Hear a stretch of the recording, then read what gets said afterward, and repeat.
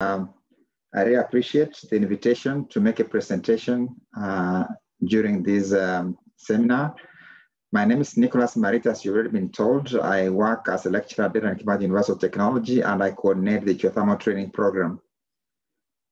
So happy to be here. So my talk today is a review of the geothermal development within the East African Reef system. And I'd like on the onset to appreciate the contributions of Dr. Meseret Semedikun from the United Nations Environment Program in Nairobi. She shared with me quite a number of our slides, which I'll use in this presentation. So, and I also like, as I already mentioned, to thank the organizers for inviting me to make this presentation. So I'll start. My topic is on the overview of the geothermal development in the East African Reef system. So the energy situation in Africa is as follows. As we all know, Africa is mainly a developing continent. That means that all these challenges, one of them is adequate supply of energy resources to its people. And as of now, most of the energy resources are imported, notably petroleum products. And the dream of most African governments is that their citizens will have 100% accessibility to modern energy sources. And these sources are expected to be green and don't have any environmental pollution. But of course, that is all a challenge. And the other challenge is, how do you have adequate energy supplies, and how do you balance that with energy use? If everyone has about energy, are you able to produce enough and adequate energy to support your people, to have them access? They have looked at that. Most governments have looked at that, and one of the solutions they have identified is use of renewable energy sources. And these ones are plenty in the continent, and see if they can have them. The problem would be, as I will be discussing along, is having these adequate technologies. Since the resources are there, do they have the technologies, and do they have the resources, the financial resources to begin using them? Some of the renewable energy resources that are available in the continent are hydropower, solar, wind, biomass, and geothermal. These ones have all been identified and located in very many countries. For example, solar is plenty in most African countries with a lot of wind, but geothermal also exists and is widespread in the African continent. Only that the type of geothermal resource available in each part on each part of the continent varies in terms of temperature. So decisions have to be made by most governments on what kind of mix they would like to have in the grid so that they supply their citizens. Again, most countries in Africa which have geothermal resources, those geothermal resources are low enthalpy, low to medium enthalpies, means they cannot really be used directly to generate power, but could be used for direct use applications such as greenhouses or tourism, ecotourism, and so on. But where we are, high temperature are within the East African Rift. And now my discussion would be, how far, what's the status of development of geothermal in terms of power production or direct use applications by countries which are based, or which through which the East African system runs. Notably, that is Djibouti, Ethiopia, Tanzania, Uganda, and Malawi, and other countries through which the Reef system runs. So there is potential. The figure 20,000 has been estimated, but this figure keeps on changing depending on the available information that we get as more countries begin to carry out exploratory activities. the kind of information they get. So that figure is likely to go up from the current estimated figure of 20,000 megawatts in the East African Rift to anywhere, say 30 or 40,000 megawatts. But again, this, as I've already mentioned, that this one will depend on the information that comes in after exploration work. Most countries have given the estimation that they would like to develop geothermal resources and maybe produce close to 3,000 megawatts over the next 10 years. Other countries like Southern Africa, Central Africa, and Northern Africa, those ones are focusing more on direct use applications. Now, if I can go individually to countries, I can start with my own country, Kenya. It's actually, again, the one that is most developed in terms of geothermal use. Has identified a good number of sites along the rift. These are all around volcanic centers. And it has developed a few of those, notably Olkaria, close to about 900 megawatts of electricity. Eburu has been drilled as well, Menengai, and other prospects are in the pipeline of being drilled. In fact, one of them is Paka is having wells being drilled currently as we speak. And there are other prospects that are scheduled to be drilled in the coming few years. Most of these prospects have been given to private investors for them to develop. The government-owned Kengen and GDC own Olkaria, Eburu, and Menengai, but the other ones are, and also Park and Crossing, the others have been allocated to private investors. We go north again to Ethiopia. It's the second country in Africa to be used. I mean, sorry about not Ethiopia, but sorry about that. Kenya's moved not only from not only producing a power from its geothermal resources, but it has also started developing its direct use applications, notably the greenhouse for cut flower roses in Oseria near Olkaria. Recently, a spa has been opened. It's actually called the Blue Lagoon of Africa, just like the one in Iceland. And Buru, the crop drying project has been going on for a couple of years now. In fact, a few decades old, yeah. And then in Menengai recently they opened a pilot plant that will process food products such as milk, aquaculture, and also greenhouses. Now, if I can now go to Ethiopia, north of Kenya, exploration has been going on since 1969, and also they've identified a good number of high enthalpy geothermal prospects. Two of these have been drilled. In fact, the third one is being drilled by a private company, or being developed by a private company. And these are Uturangano and Tendaho have been drilled, and high enthalpy fluids have been encountered. But there are also medium to low temperature resources in many parts of the main Ethiopian rift. And these ones are being made use of, especially in greenhouses growing flowers. If we move again to the northeast, that's in Djibouti. Lake Assad prospect has actually been drilled, so it's now actually a geothermal field. Drilled a good number of wells, and they have identified other areas where investigations are going on, either surveys or identified for drilling. But currently, they are estimating about 1,000 megawatts of electricity if developed. The challenge they have had in Djibouti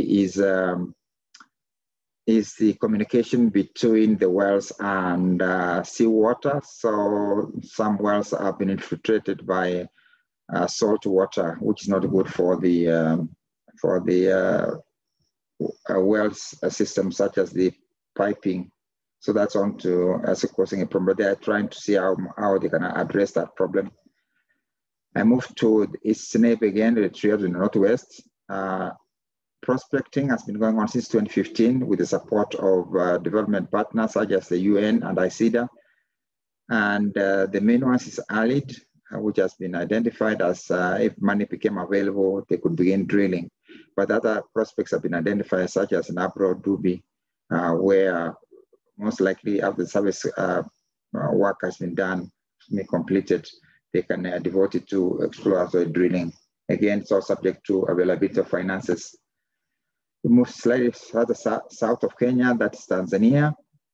There are 5 prospects have been identified and prioritized by a company called Tanzania Geothermal Development Company. It was created specifically to spearhead exploration and utilization and the development of geothermal resources in Tanzania.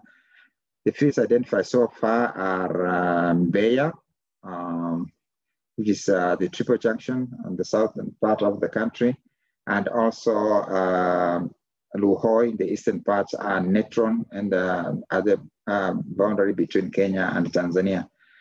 I understand that they are in the process of identifying a contractor to start drilling. The other country I'd like to talk about is Rwanda. They finished service prospecting using geophysical, geochemical methods, and they subjected one of their fields that they identified, Karisimbi, to drilling. But they were unfortunate. The 2 wells they drilled did not intersect any geothermal system, but they never gave up. They have identified the areas such as Kisenyi, Mashusha, which they like again to carry out evaluation and see if that would be better than Karisimbi. Down south a bit is Burundi. Burundi still at the reconnaissance stage. They've done service studies and so on, but so far no firm commitment has been made to drill or to carry out exploratory drilling. We move now to the Comoros across the Indian Ocean. The government there has identified a few prospects such as Katara, which are very strong manifestations. Those volcanoes are estimated to give, once they develop the prospects around those volcanoes, I would give about 30 megawatts. They're hoping to get support from the African Union Commission, GRM funding program, and the New Zealand government hope to sponsor any drilling exploratory project. Then go to west to the DRC. In fact, DRC has been lucky that it was the first African country to put up a geothermal power plant way back in the 1950s, early in the 1950s, in fact 1952, at Kiabukwa Hot Springs. This binary power plant was put up to support the drilling operations there. But once the drilling operation stopped, and then the binary plant was no longer viable and it was abandoned.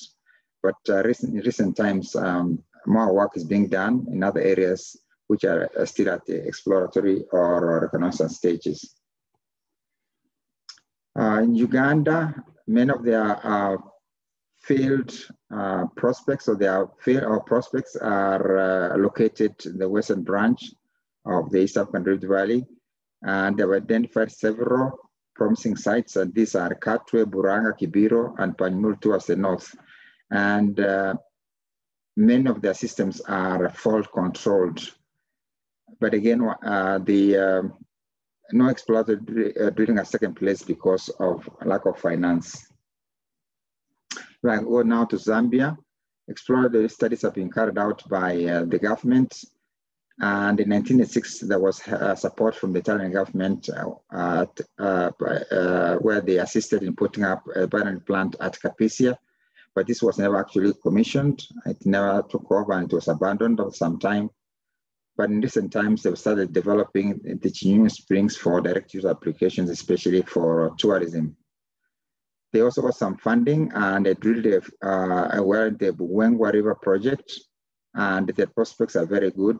The temperatures were in excess of 130 degrees Celsius, but it's still much lower than those temperatures encountered in Kenya and Ethiopia or Djibouti.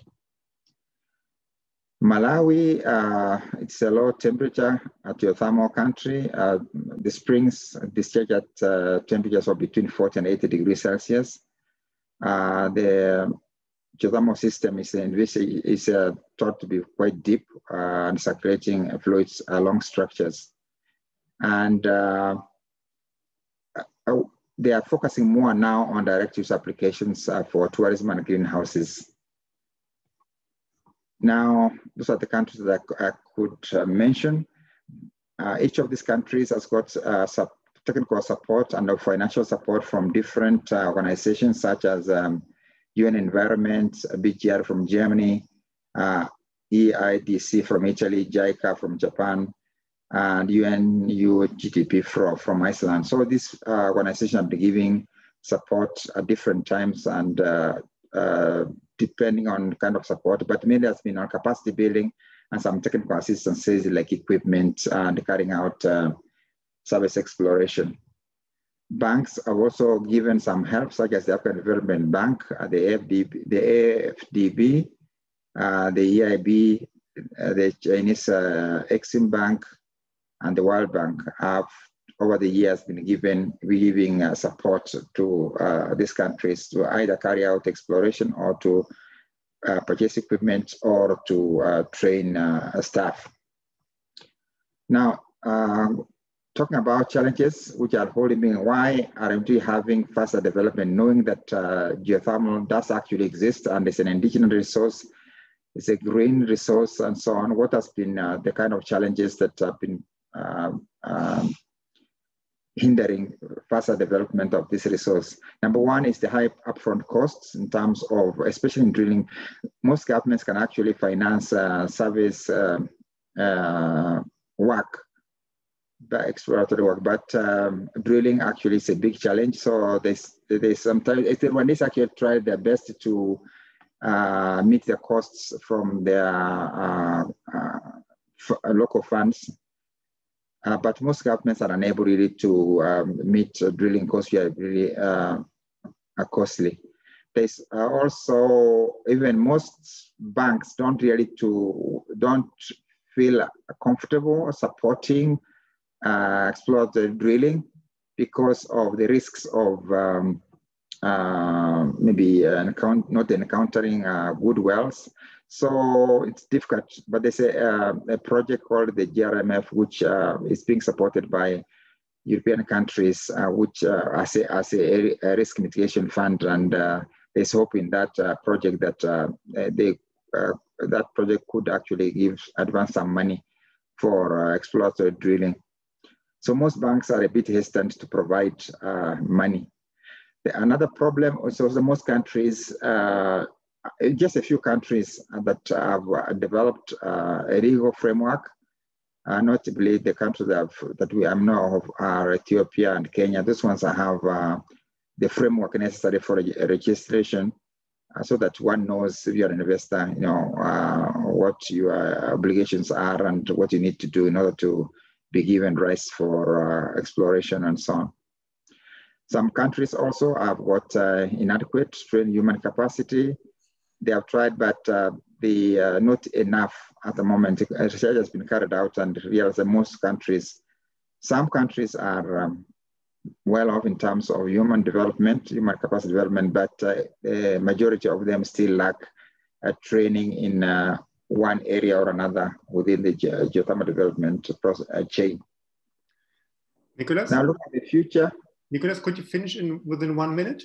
Yes, there's a good prospect so that if funds are available and there's a government commitment to develop this resource, there is enough energy to develop, and the East African Rift System countries can actually become almost 100% supplied by development of geothermal resources. And finally, I conclude by saying that support is still required in human capacity development, technical assistance, and especially the private sector involvement if the government can lay out the legal framework for development. Thank you so much. That is it. Thank you. So there's time for a few questions. If you would like to ask them, please type them in the chat or just write a Q in there, and then you'll get the word. Okay, Karen was first. Please go ahead. Hello, thank you, Mariita. Thanks for this beautiful talk. I was wondering to what extent, of course, coming from a volcanology perspective, I was wondering to what extent the eruptive history of the volcanoes is taken into account when new fields are being developed. Because you mentioned that drilling is ongoing on Nabro, which only erupted 10 years ago. And I wonder if that's a risk that is calculated in the development projects or not necessarily. Thank you, Karen. Yes, they do take that into account, but I think the need for energy is so much that they are prepared to take the risks. I know some like Menengai is not very old in geological terms. We went ahead and did the drilling, also cognizant of the fact that it's not a very old volcano. It erupted a couple of thousand years ago. So yeah. Yes, they do have that in mind, but I think the demand for energy, if the prospect is good, they say, okay, we can take the chances. About Ethiopia, I didn't know much, but in Menengai, we were aware of that fact that eruptions took place not too long ago. Yeah. Okay, thanks. Okay, then the next question comes from Paul. Paul, do you unmute yourself and ask it yourself, please? Yes, sure. I was just wondering about the earthquake hazard and if that is maybe also a financial factor. So you need to secure the structures in any special way?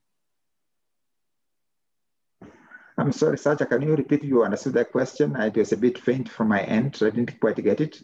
Okay, yeah, the question was about earthquakes and whether that is factored into the financial budget, the risk. Thank you for that question. About earthquakes and the risks associated with those natural hazards and so on, maybe during the negotiations for funding, probably that could be taken into account by the financier and the developer. In most cases, the government. But I've not had a situation in which that maybe support has been denied based on a risk assessment of natural hazards and so on. But that's one of the mitigating or one of the factors that during the EIA that could be taken into consideration. But I've not heard of funding being denied based on risks associated with the probabilities of earthquakes.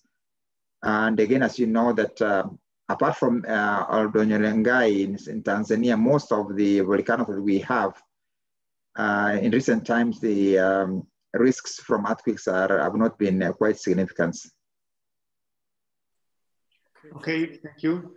I think we take one more question, and I would like to hand it to Jean-Christophe because Friedemann has another one, but he will be talking anyway. So yeah, sure. Can you hear me? Yes. Yes, thank you for the talk. I was just wondering about the state of the infrastructures to potentially export energy between producing countries and other countries. Can you make a comment about that, please? The existing infrastructure, the connectivity, for example, the power transmission lines between countries. Is that what you mean? Yeah, that's right. Yeah. Is there an economic model behind it? Can a country produce energy and then export the electricity somewhere else? Yes. Usually, when a country has been identified as being able to supply electricity, and a buyer is interested, and then there's always a negotiation to put up a